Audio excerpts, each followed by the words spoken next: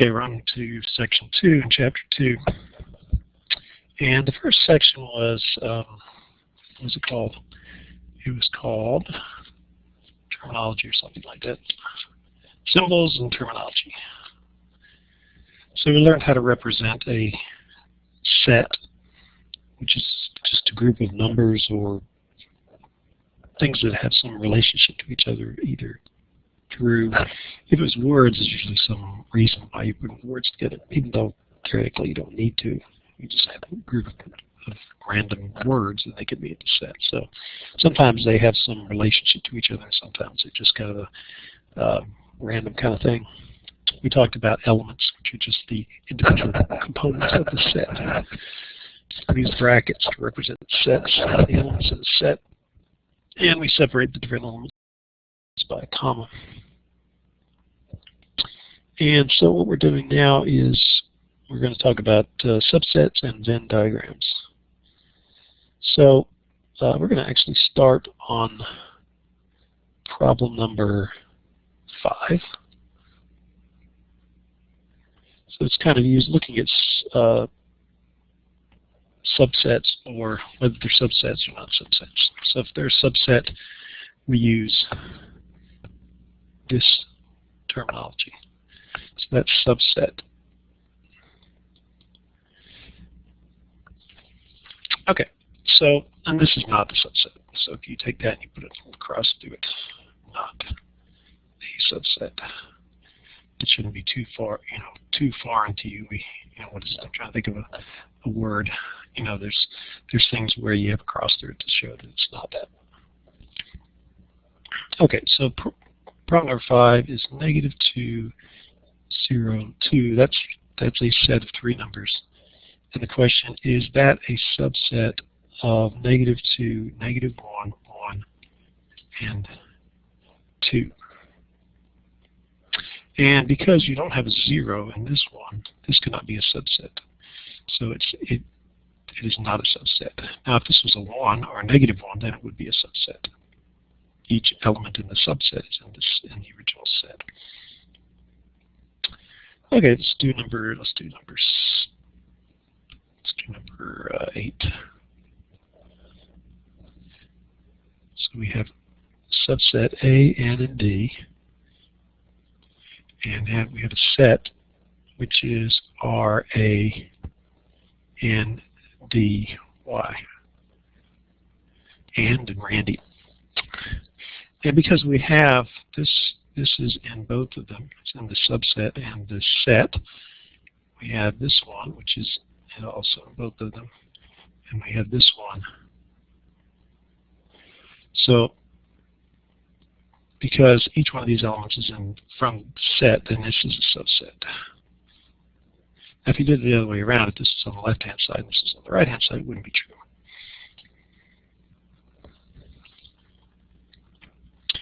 Okay, let's look at 11. So we have -5, 2, 9. So that's one set. Now let's see if that's a subset of X, where X is an odd integer.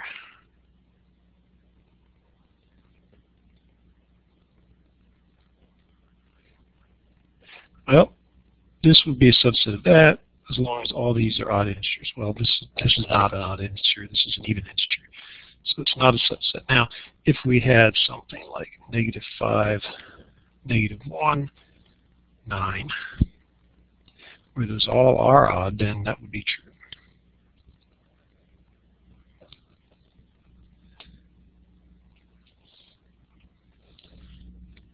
Okay, so let's look at number 13. Let's look at 14. Yeah, decide whether, oh, that's right. There's these 2 symbols, which I always, well, always, this is the first time I taught this stuff, but if the subset, so let's remember what the difference is here between a proper subset and in the other one. So this particular symbol stands for a subset, and it can include the set itself, whereas a proper subset, which just has this term, this just looks kind of like a C almost, C with long parts. This would not be, let's see, I'm trying to figure one. This would be correct. But if you had the same RA and DY on the left and right hand sides, you couldn't do that. Okay.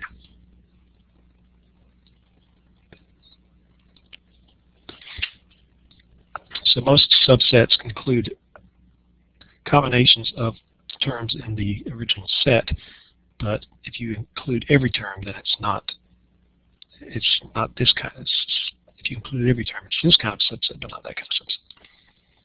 Okay. Now that I've clarified that to myself,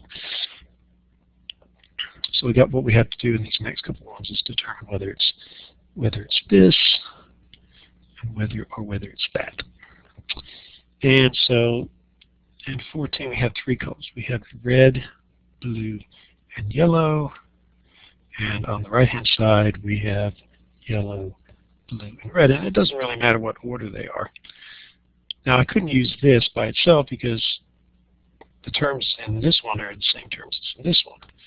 So this only applies if this subset has everything, any combination except the set itself. Okay, let's see what we have next here. 17 is this is the null set, and we have 0. So this is a number. The number 0. The null set is different than the number 0. Well, yeah, that's the question. The null set would have no elements in it. So this is an interesting one. So let's think about that. So the null set is basically the brackets and nothing. So according to the book, it says it's both. It's both this and it's also that, which is probably kind of like 1 to the 0 power is 1 or 6 to the 0 power is one of those things that we don't quite understand. Not a good explanation. Let's go back to 16. Let's do that one. So we've got S, M, W, T, W. Okay, so those are abbreviations for different days of the week.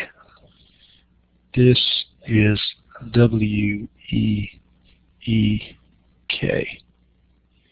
So it's neither one in this case, because we have terms here that we don't have there.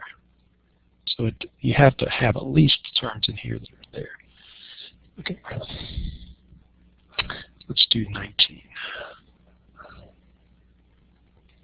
0, 1, 2, 3.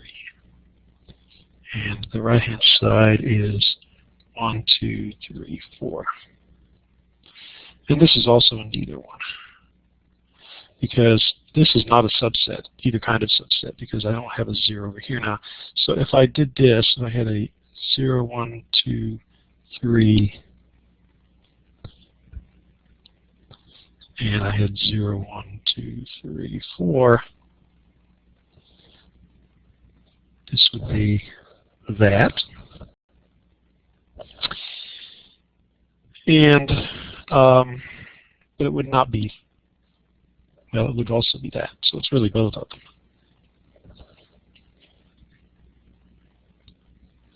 Okay. So it's a subset in this way because it's a normal subset. Now, if I had like this, if I had 0, 1, 2, 3, 4, and over here I had the same 1,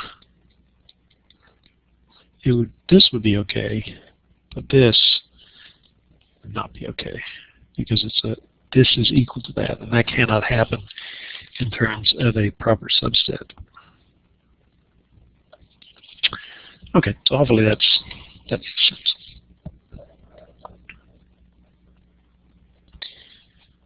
Okay, I think I'm going to stop there, and we'll do another one.